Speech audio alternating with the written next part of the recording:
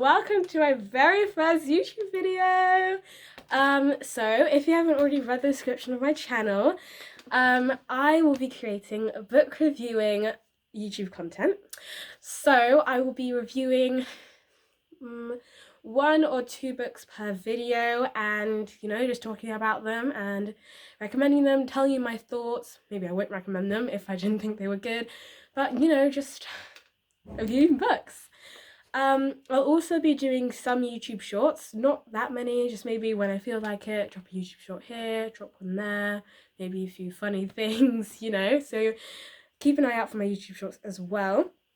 I will probably only be posting maybe once or twice a month, so don't expect like everyday videos like some YouTubers do, or maybe weekly videos, like most likely 2 videos a month, because sometimes I read more in 1 month than I do another month, and it's all kind of haywire. I'm speaking very quickly. But yeah, so welcome to my channel. I'm Casey and I love reading books. Yeah. So let's jump right into it with our first 2 books. We will be reviewing The Girl of Ink and Stars by Kieran Millward Hargrave and The Davenports by Crystal Marquise. Alright, so I read these books at very different ages. So this book I read when I was 9 years old, and this book I read when I was 12 years old. So let's start off with The Davenports. Why not? So, The Davenports is a very good book. Out of 10, I'd give it a solid 8.5. It's very good. It is a romance book. It's all about romance, and I'm going to read the blurb for you. The Davenports are one of the most influential families in 1910 Chicago, and their beautiful children are the toast of the elite social scene. They are also one of the few wealthy black families in Chicago. For the Davenport sisters and their friends, life seems to follow a set plan: marriage, family, duty, but their hearts are restless. Olivia seeks a perfect love, while her younger sister Helen is desperate to pursue her passions. Olivia's best friend Ruby must secure a marriage to save her family's fortunes, while the Davenport's maid, Amy Rose, seeks her own path. But beyond the champagne and chandeliers, the legacy of slavery threatens a future that they have always taken for granted. As the dreams and desires of these 4 young women collide with the outside world, can everyone get what they truly want? So, if you're looking for a kind of old school romance book, it's so good, it's so sweet. I loved this book. I loved it quite a lot. The only thing is, at some parts, I was kind of let down. Especially, I think at the end, I was let down the most. But I'm not saying that it should put any of you guys off of reading this book, because it truly is an amazing book, and I really think that some people will really enjoy this, especially like anyone who loves romances.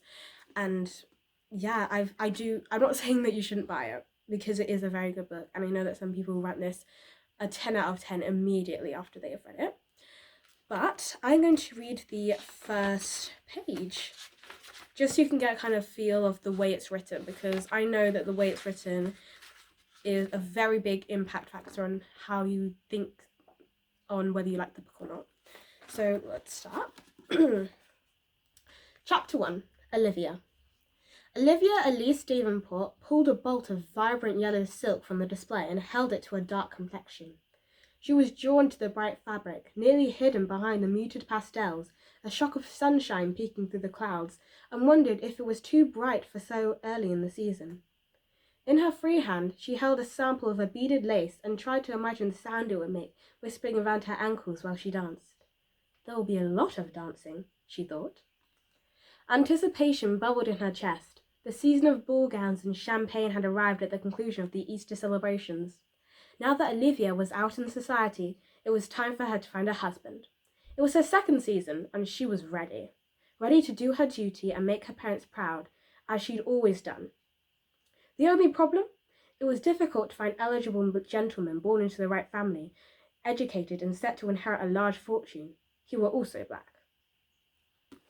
So, did you like how it was written? Did you like the vibe of it? And obviously, if it's not for you, it's not for you. So, yeah, the Davenports. Crystal Marquise. And I will leave a link on to buy it in my description of this video. So, yeah. Next up is The Girl of Thinking Stars. By Kieran Millward Hargrave. She also wrote The Island at the End of Everything, which I've also read. I read this book when I was 9 and I was absolutely blown away. It is so good. It's 10 out of 10 immediately for me. I don't even have to think about it. That's how good it was.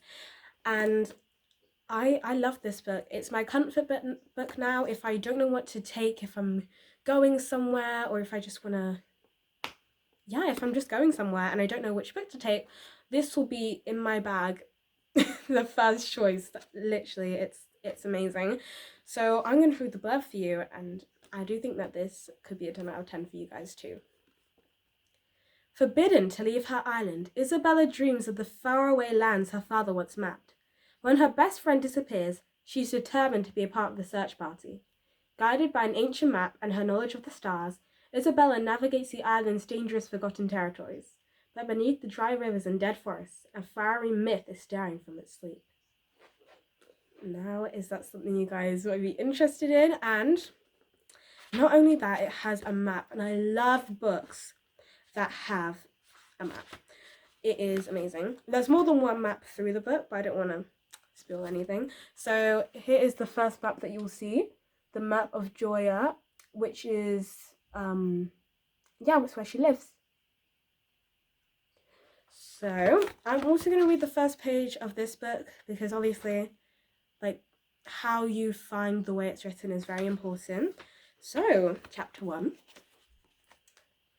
They say the day the governor arrived, the ravens did too. All the smaller birds flew backwards into the sea, and that is why there are no songbirds on Joya. Only huge, ragged ravens. I'd watch them perch on the rooftops like omens, and try to squint them into the chaffinches and goldcrests Da drew from memory. If I imagined hard enough, I could almost hear them singing. Why did the songbirds leave, Da? I'd ask. Because they could, Isabella. And the wolves, the deer? Da's face would darken. Seems the sea was better than what they were running from. Da would tell me another story then, about the girl warrior Arinda, or about Joy's mythical past as a floating island, and refused to say more about the wolves and the backwards birds. And that is page 1. I personally love how it's written. I love the plot. It is a great book. I know some of you as well, for the Davenports, will have already read these books and know just how good they are. So yeah, those are both of these books. Again, I will leave a link to it in the description of this video. Yeah. Also, feel free to leave comments down below of any books that I should either review or read, or just any books really, and I will try my best to try and get them and read them for myself, and perhaps I'll even make a review about them in one of these videos. So I think that is all I have to say for now. Remember to leave a like, subscribe, and I will see you again in probably a couple weeks time. So bye.